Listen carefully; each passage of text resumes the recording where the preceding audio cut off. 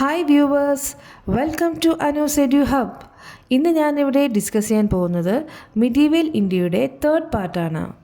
And as usual, those who have didn't subscribe to my channel, please subscribe and hit the like button. Let's start. The Vijayanagara rule. Hope you have learned about the Mughal dynasty that ruled Delhi during the medieval period. അപ്പോൾ medieval പീരീഡിൽ ഡൽഹി ഭരിച്ചിരുന്ന Mughal dynasty, Mughal കിങ്ഡത്തിനെ കുറിച്ച് എല്ലാവരും പഠിച്ചു കാണുമല്ലോ. Different dynasties existed in south India also during this period. ആ ഒരു കാലഘട്ടത്തിൽ നോർത്ത് സൈഡിൽ മുഗൾ ഡൈനാസ്റ്റിയും അതുപോലെ പല പല കിങ്ഡംസും അവിടെ ഭരിച്ചിരുന്ന പോലെ സൗത്ത് സൈഡിലും ഇതുപോലെ പല പല കിങ്ഡംസും ഭരിച്ചിരുന്നു. Then different dynasties existed in South India also during this period. The most prominent among them was the Vijayanagara kingdom. Prominent meaning പ്രമുഖർ, ഏറ്റവും പ്രമുഖരായിട്ടുള്ളവർ. അതിൽ വിജയനഗര കിങ്ഡം ആയിരുന്നു. Vijayanagara and Hampi. Vijayanagara, city of victory, was the name of both a city and a kingdom. Vijayanagara എന്ന് പറഞ്ഞാൽ അതൊരു സിറ്റിയുടെ പേരുമായിരുന്നു, ആ ഒരു രാജവംശത്തിൻ്റെ പേരായിരുന്നു വിജയനഗര എന്ന് പറയുന്നത്. The city was destroyed in 1565 century and remained only in the minds of the people. 1565 നൂറ്റാണ്ടിൽ തന്നെ ആ ഒരു വലിയൊരു നഗരത്തെ നശിപ്പിച്ചു കളഞ്ഞു. അത് മനുഷ്യരുടെ മനസ്സുകളിൽ മാത്രമായി ഒതുങ്ങി നിന്നു. It remained in their popular memory as Hampi. അപ്പോൾ ആൾക്കാർ അതിനെ ഓർമ്മിക്കുന്നത് ഹംപി എന്ന പേരിലാണ്. The ruins of Hampi were discovered in 1800 by colonel Mackenzie and English East India Company officer. അപ്പോൾ ഈ ഹംപി ഡൈനാസ്റ്റിയിലെ ഈ ഒരു ഹംപിയുടെ റിമൈനിങ്സ്, അതിൻ്റെ റെലിക്സ്, അവശിഷ്ടങ്ങൾ 1800 ഒരു ഈസ്റ്റ് ഇന്ത്യ കമ്പനി ഓഫീസർ ബ്രിട്ടീഷായ കേണൽ മെക്കൻസിയാണ് കണ്ടുപിടിച്ചത്. This discovery drew the attention of the researchers to the history of Vijayanagara. ഈ ഒരു കണ്ടുപിടുത്തത്തോടെ ഈ റിസർച്ചേഴ്സ്, ആർക്കിയോളജിസ്റ്റ് അല്ലേ, അവരൊക്കെയാണ് ഇതൊക്കെ ഏത് ഇയറിലാണ് ഇതുണ്ടാക്കിയത്, ആരാണിതുണ്ടാക്കിയത്, ഇതിന് എത്ര വർഷത്തെ കാലപ്പഴക്കമുണ്ട്, ആ സമയത്തുള്ള എന്തൊക്കെയാണോ ഇതിന് റിലേറ്റഡ് ആയിട്ട് പഠിക്കാനുള്ളത്, ഇതെല്ലാം റിസർച്ചേഴ്സ്, അത് ആർക്കിയോളജിസ്റ്റുകളാണ് ഇതെല്ലാം പഠിക്കുന്നത്. അപ്പം ഈ ഒരു കണ്ടുപിടുത്തത്തോടെ ഈ റിസർച്ച് ചെയ്യുന്ന ആൾക്കാരുടെ അറ്റൻഷൻ അത് വിജയനഗരയിലോട്ടായി. താഴെ ഒരു മാപ്പ് കാണുന്നില്ലേ, അത് കൃഷ്ണദേവരായയുടെ ടൈമിൽ വിജയനഗരയുടെ ആ ഒരു മാപ്പാണ് കാണിക്കുന്നത്. വിജയനഗര കണ്ടില്ലേ, ഏത് തൊട്ട് ഏത് ഭാഗം വരെ ഉണ്ടായിരുന്നെന്ന്. Next page. List out the present day Indian states included in the city of Vijayanagara from the above map. അപ്പോൾ നമ്മൾ ലാസ്റ്റ് പേജിൽ ഒരു മാപ്പ് കണ്ടില്ലേ, വിജയനഗര കിങ്ഡത്തിൻ്റെ ആ ഒരു മാപ്പ്. അതിൽ ഇപ്പോഴത്തെ ഏതെല്ലാം സ്റ്റേറ്റ്സുകളാണ് പഴയ വിജയനഗര കിങ്ഡത്തിൽ ഇൻക്ലൂഡഡ് ആയിട്ടുണ്ടായിരുന്നതെന്നാണ് ചോദിക്കുന്നത്. തമിഴ്നാടു, കർണാടക, ആന്ധ്രാപ്രദേശ്, തെലങ്കാന. ഈ സ്റ്റേറ്റ്സ് എല്ലാമാണ് പഴയ വിജയനഗര കിങ്ഡത്തിലെ സാമ്രാജ്യത്തിൻ്റെ അണ്ടറിലായിരുന്നത്. Kings of Vijayanagara. മുഗൾ ഡൈനാസ്റ്റിയുടെ അണ്ടറിൽ നമ്മൾ ഷാജഹാൻ, ഹുമയൂൺ, ദെൻ അക്ബർ, അതുപോലെ കുറച്ച് ഡൈനാസ്റ്റീസ് അല്ലേ, കുറച്ച് രാജാക്കന്മാരെ കുറിച്ച് പഠിച്ചു. അതുപോലെ വിജയനഗര കിങ്ഡത്തിൻ്റെ അണ്ടറിലും രാജാക്കന്മാരുണ്ടായിരുന്നു. പല പല രാജാക്കന്മാർ ഭരിച്ചിരുന്നു.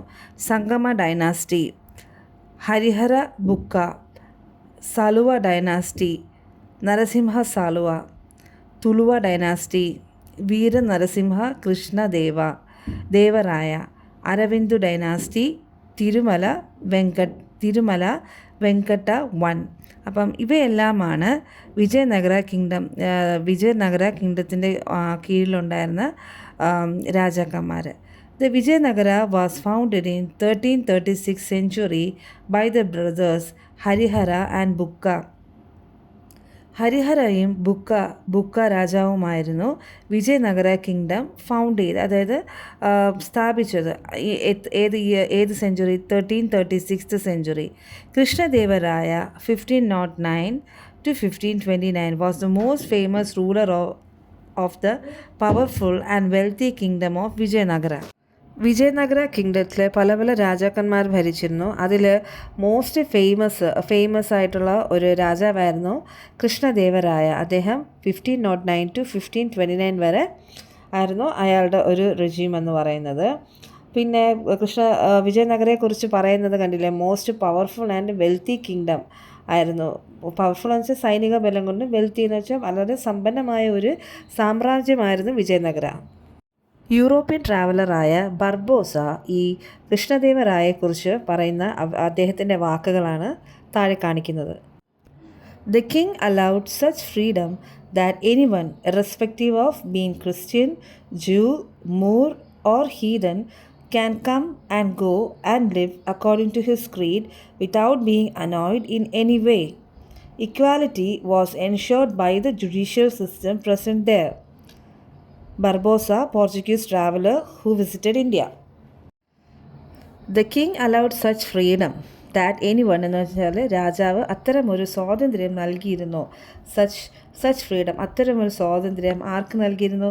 ഇറസ്പെക്റ്റീവ് ഓഫ് ബീങ് ക്രിസ്ത്യൻ, ക്രിസ്ത്യാനി ആയിരുന്നാലും ജൂതനായിരുന്നാലും മൂറായിരുന്നാലും ഓർ ഹീതൻ എന്ന് പറഞ്ഞാൽ മതമില്ലാത്ത ആൾക്കാർ, can come and go and live according to his creed without being annoyed in any വേ.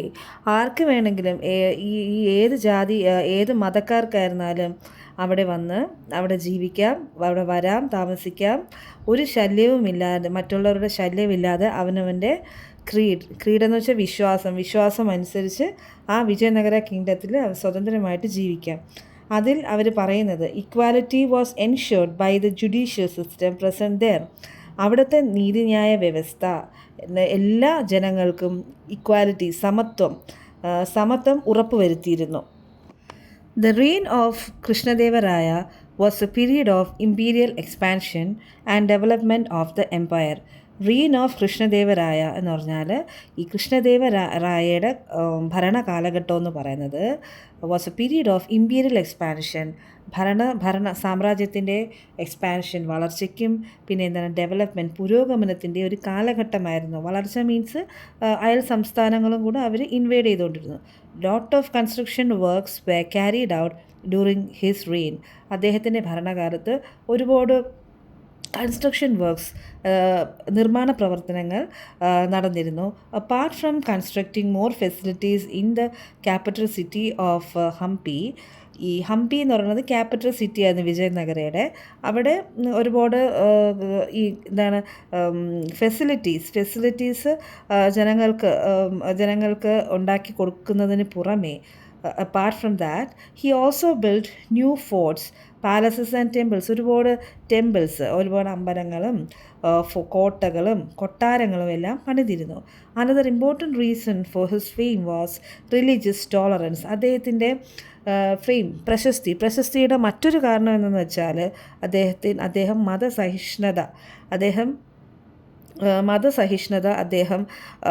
അതിന് ഒരുപാട് വില വളരെയധികം അദ്ദേഹത്തിൻ്റെ കാലഘട്ടത്തിന് പ്രസക്തമായിരുന്നു മതസഹിഷ്ണുത.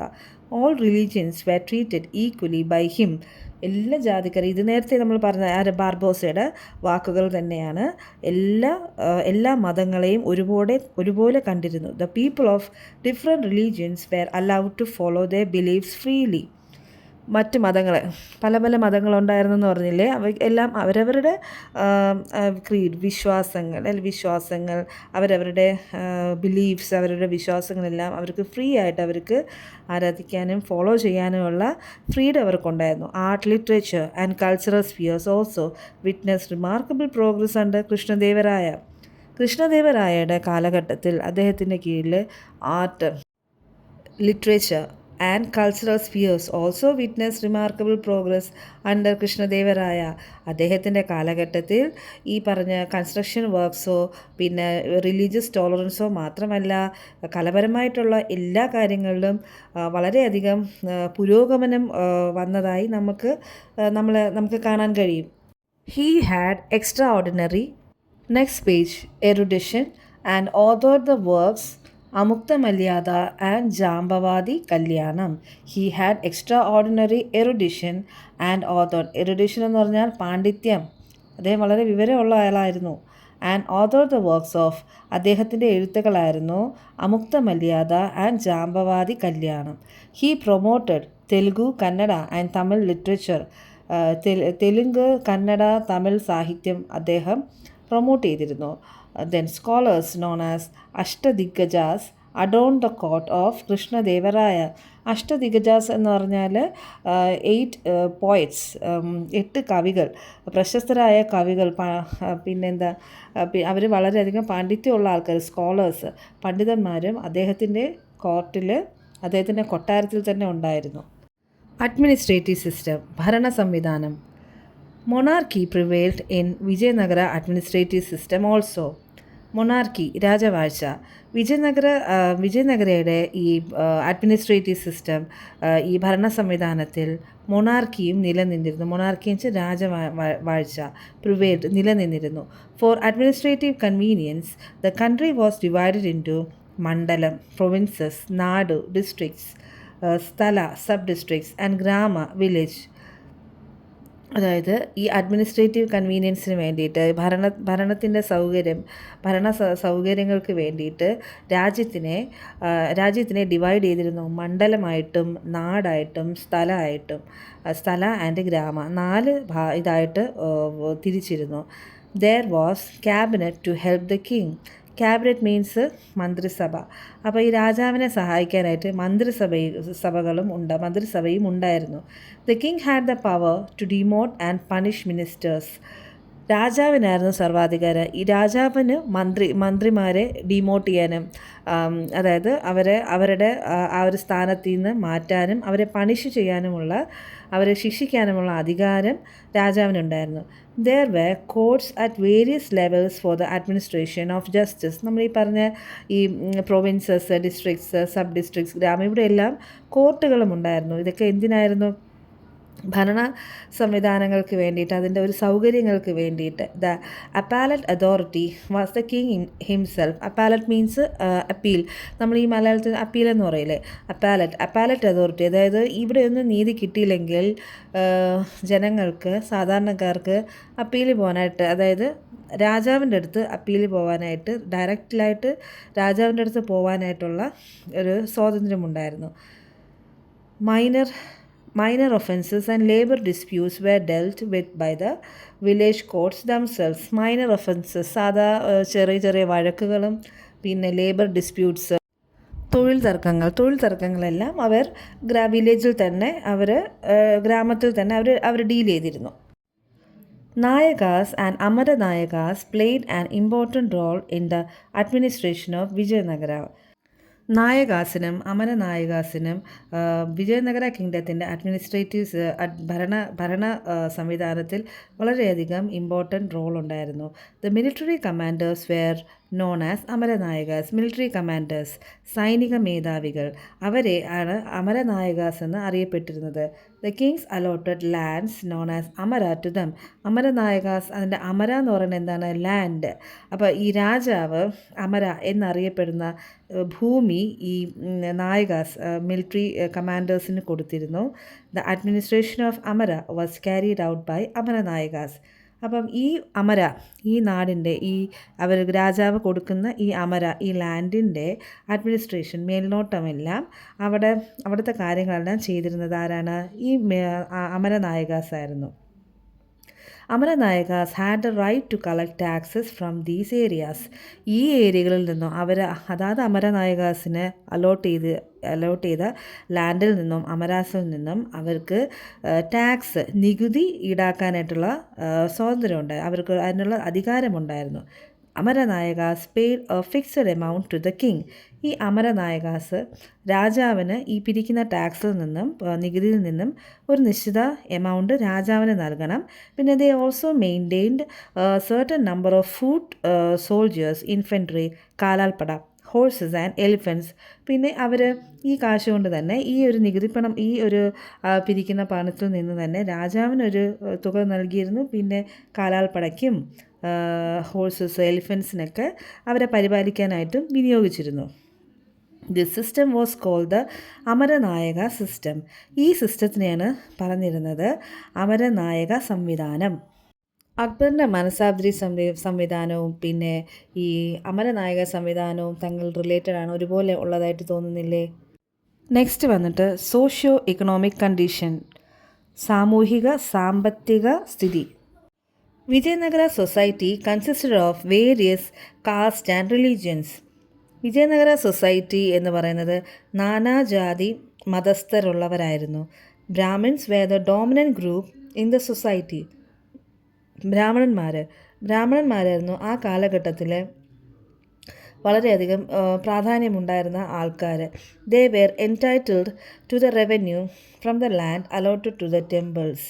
അതായത് അമ്പലങ്ങൾക്ക്